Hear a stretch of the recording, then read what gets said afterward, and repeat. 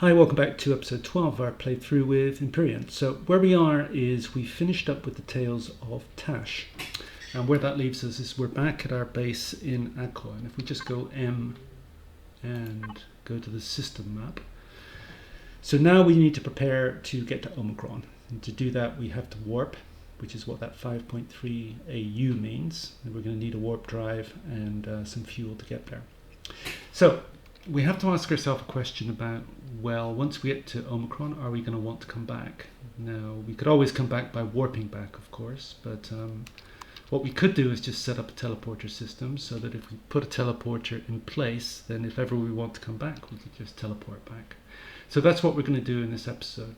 Now, placing a teleporter is intuitively obvious on how to do it without avoiding a couple of problems that we'll see in a moment. But first thing that we have to do if we hit F3, and one of the good things, of course, about running around and doing Tales of Tash was getting to level 22, which means we can now go base, go down, and we can unlock things like the teleporter. And we've got lots of points to do that with as well. So let's do that. So next problem is we come up to the constructor that came with the base, go F, look for teleporter. And we find it's not there. Reason is that we can only make a teleporter in an advanced constructor. So we have to go back to F3 and make sure that advanced constructor is unlocked. So I already did this at some point, can't remember when, but it is unlocked.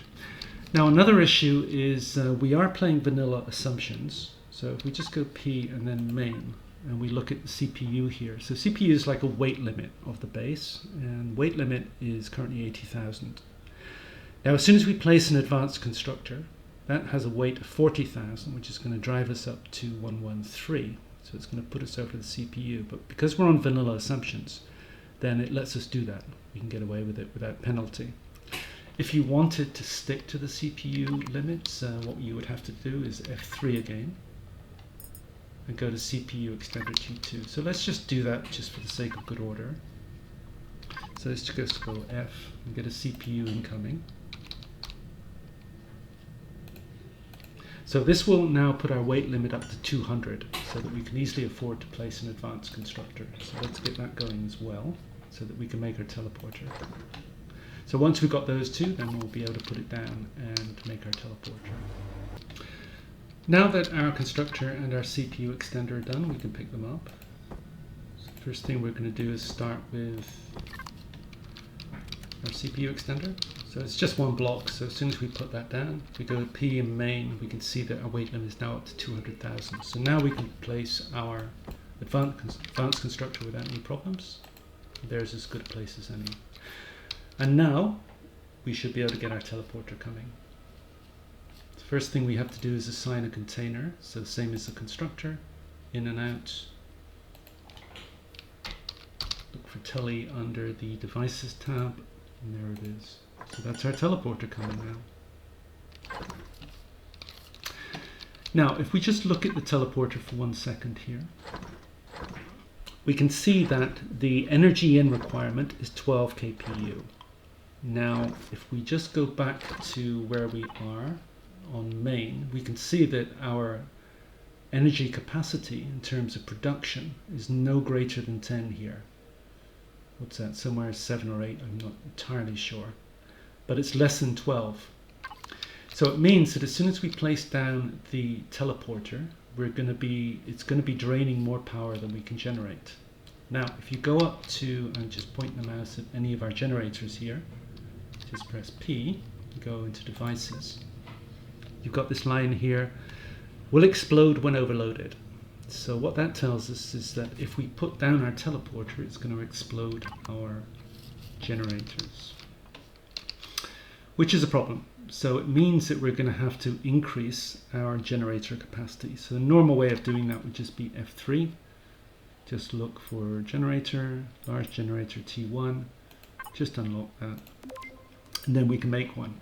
But as part of our travels in doing the Tales of Tash, we did loot a bunch of POIs, and we ended up actually picking up 4 large generators here.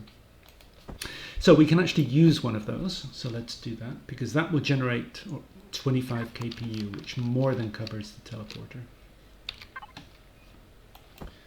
So let's just put that in place. So it does generate some radioactivity, so let's just stick it up there out the way. And that is now our generator problem solved, because this will easily handle a teleporter now. So just got to wait until it arrives. I'm back in a moment. Our teleporter is now finished, so we can pick it up. And we can start to place it. So I'm just going to place it here and just use the end key to rotate and put it down.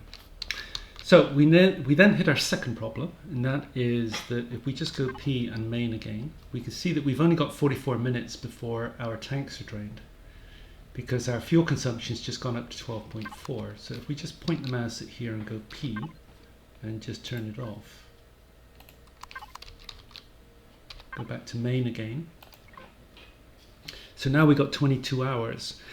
Because the difference between 0.4 and 12.4 is obviously immense. So the problem with leaving the teleporter on is that it's going to drain our tanks in no time at all. So the question is, how do we get this to work so that firstly, when we're not using it, it's switched off, but also if we were to use it and teleport out of here, then how can we get it to switch off immediately? The answer to that is motion sensor. So as another part of Tales of Tash, we did pick up a bunch as we were running around. So let's just grab one of those. Now, first thing we want to do is right mouse click, and we want to go motion sensor. And I'm just going to place it here. I'll do it a couple of ways, but I'm going to do it manually by placing one here. So now we have a motion sensor, and what we want to do is to set this up so that when we step inside the teleporter, it turns on, and once we're out of here, it turns off. So the way to do that is walk up to the motion sensor, point at it with the mouse and just go P. Now go to devices, and here it tells you what area triggers the motion sensor. So we've got 3 blocks in front, 3 to each side at the moment. Now all we want, if we look at this, is 2 blocks to the front, this one and this one, because that will cover the area inside the teleporter. So we just want 2 to the front and nothing else. So just going up to the teleporter, P, devices, so we don't want anything to the side. And we want 2 blocks to the front, which will cover the teleporter. And that's it. So now, anything that steps inside this block and this block will trigger that motion sensor. We can just go up P again and just go interactive setup. Just back off. Try that again, sorry. P, interactive setup.